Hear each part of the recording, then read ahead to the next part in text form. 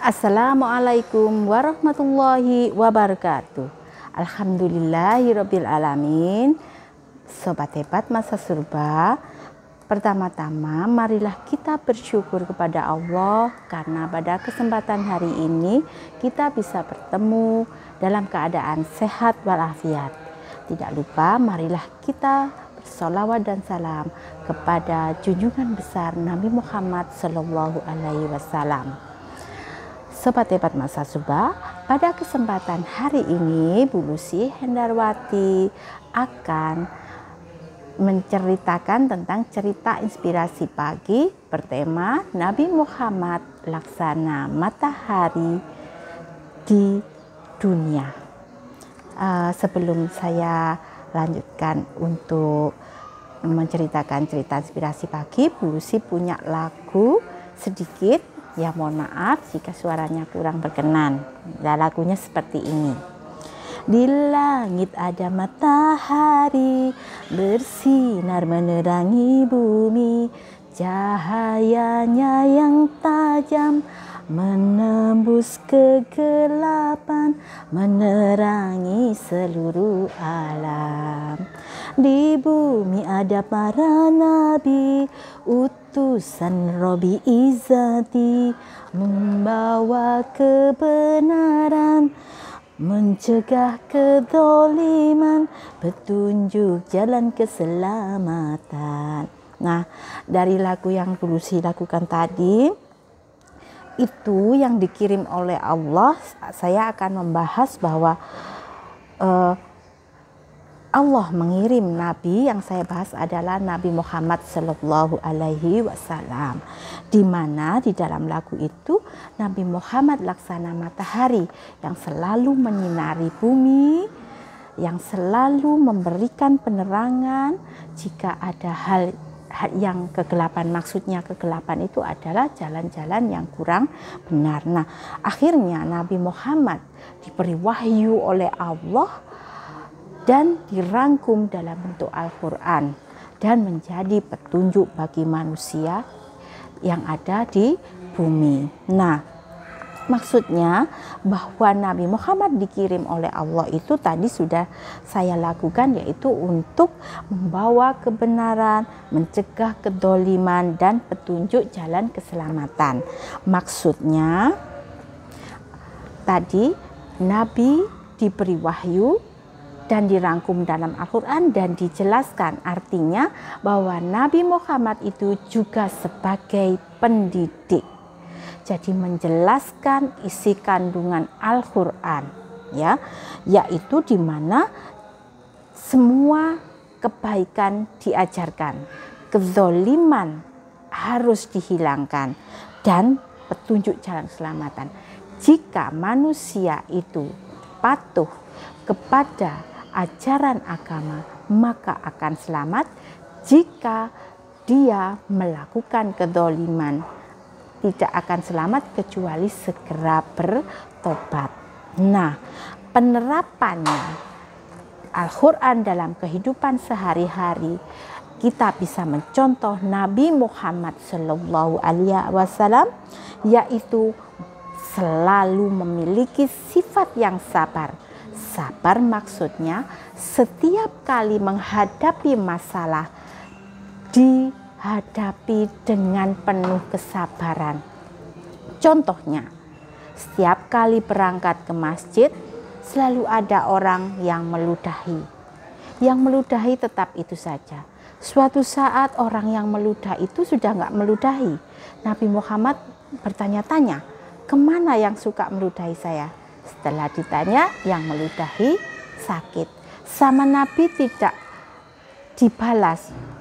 Kalau terkadang kita, kalau ada orang yang menyakiti kita, kalau dia melakukan ada sakit, apa, kita kadang-kadang sebagai manusia itu selalu syukur, sudah kamu sakit gitu. Tapi Nabi tidak seperti itu. Nabi sabar, malah dikunjungi, dibawakan makanan. Demikian juga tantangan Nabi Muhammad luar biasa. Seperti yang telah saya kunjungi, kebetulan dari Surya Buana mengadakan umroh dan Bulusi memang diajak oleh Surya Buana. Saya ikut dan diantarkan oleh pemandu umroh, yaitu ke Masjid Pohon, di mana Masjid Pohon itu adalah perjuangan Nabi menghadapi seorang yang tidak suka pada Nabi, yang mengajak berkelahi. Karena jarak, maksudnya selisih Nabi dengan orang yang mengajak berkelahi itu sudah tidak seimbang, pasti Nabi kalah. Tapi Nabi diberi kekuasaan oleh Allah untuk menghadapinya dengan kesabaran, bukan dengan kemarahan. Bagaimana cara mengatasinya orang yang mengajak berkelahi Nabi padahal tidak seimbang postur tubuhnya, yaitu Nabi dibimbing sama Allah dengan cara menunjukkan kepada musuhnya itu adalah pohon. Pohon itu disuruh menghadap Nabi dan berbicara dengan Nabi dan takluk kepada Nabi. Akhirnya musuhnya itu heran, kenapa pohon saja patuh kepada Nabi. Akhirnya musuhnya tidak jadi untuk menyerang atau berkelahi, mengajak berkelahi dengan Nabi, tapi malah masuk Islam. Nah, itulah kesabaran Nabi. Untuk selanjutnya, sikap Nabi Muhammad adalah pekerja keras. Dahulu Nabi miskin, dia berdagang. Dengan berdagang itu dia jujur sekali dalam berdagang. Kalau biaya untuk membeli barangnya misalkan 10.000, dia katakan 10.000 dan dia mengambil laba 1.000, itu dikatakan. Makanya menjadi pedagang yang sukses dan menjadi orang yang kaya raya. Namun ingat, Nabi meskipun sukses tapi amal jariahnya luar biasa. Sangat sayang kepada orang yang miskin.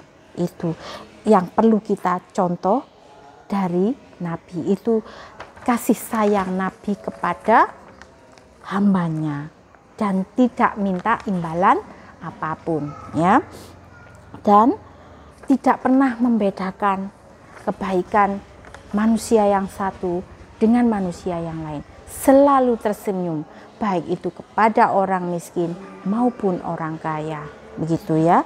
Selalu bersedekah dan mengamalkan ilmunya, dan selalu membimbing umatnya untuk berdoa kepada orang tuanya menjadi anak yang soleh, yaitu dengan mendoakan hormat birwalidai. Nah, dari tadi itu, cerita tadi itu, apa yang perlu kita contoh dari Nabi, yaitu satu, bahwa Nabi itu seperti mataharinya dunia. Maksudnya selalu menerangi, mana-mana yang gelap selalu diterangi. Maksudnya gelap itu orang-orang yang berbuat zalim, segera diingatkan tapi tidak dengan kekerasan. Diberi contoh yang baik, suri tauladan, selalu bersedekah, memberi contoh. Kalau ada orang yang pelit, malah diberi supaya dia sadar bahwa orang itu harus beramal dan mengamalkan ilmunya. Juga selain seperti mataharinya dunia, Nabi Muhammad kalau dalam kehidupan sehari-hari laksana kita itu harus seperti garam. Garam itu dimanapun tempatnya harus asin. Kalau dimakan orang nggak punya, ya asin. Dimakan orang kaya, ya asin. Nah, harus stabil, berbuat baik kepada semua orang. Laksana pohon kelapa. Pohon kelapa itu menjulang tinggi. Artinya cita-cita kita harus tinggi. Kalau jatuh itu nggak langsung ke bawah, jadi masih ada. Jadi misalkan di langit itu kita cita-cita setinggi langit, kalau jatuh pun tetap masih ada di bintang. Cita-cita kalau pendek jadinya kalau jatuh ya sampai di tanah. Begitu ya. Di samping itu seperti pohon kelapa itu seluruh tubuhnya pohon itu bermanfaat. Mulai dari akarnya yang kuat ya anak-anak, pohonnya bisa dibuat untuk perumahan atau untuk membangun rumah. seluruh daunnya juga untuk kita kalau bikin makanan bisa buat lepet itu ya, yang biasanya lebaran, kupat, dan bisa untuk sapu ijuk, kelapanya mulai dari kulitnya ya, tempurungnya, isinya itu semua bermanfaat. Nah, kita juga harus mencontoh jadi manusia yang bermanfaat. Jika kita disakiti seperti pohon mangga, anak-anak biasanya kalau ada pohon mangga itu kalau enggak ada tongkat untuk mengambil, sama batu dilempar. Apakah mangga itu marah? Malah dia beri mangga, dijatuhkan mangganya. Padahal sudah dihantam batu, tapi mangganya jatuh malah bisa kita makan. Tidak pernah marah. Nah, seperti itu. Jadi kita harus mencontoh suri tauladan Nabi Muhammad yang selalu mengamalkan ilmunya, yang selalu berbakti kepada orang tua, yang selalu sabar menghadapi masalah, tapi tidak dengan emosional, tapi dengan kebaikan, sehingga musuhnya akan patuh kepada Nabi Muhammad yang selalu memberikan kebaikan seperti mataharinya dunia. Begitu ya anak-anak, semoga cerita inspirasi pagi ini bermanfaat bagi kita semua. Mohon maaf jika ada salah kata. Terima kasih. Assalamualaikum warahmatullahi wabarakatuh.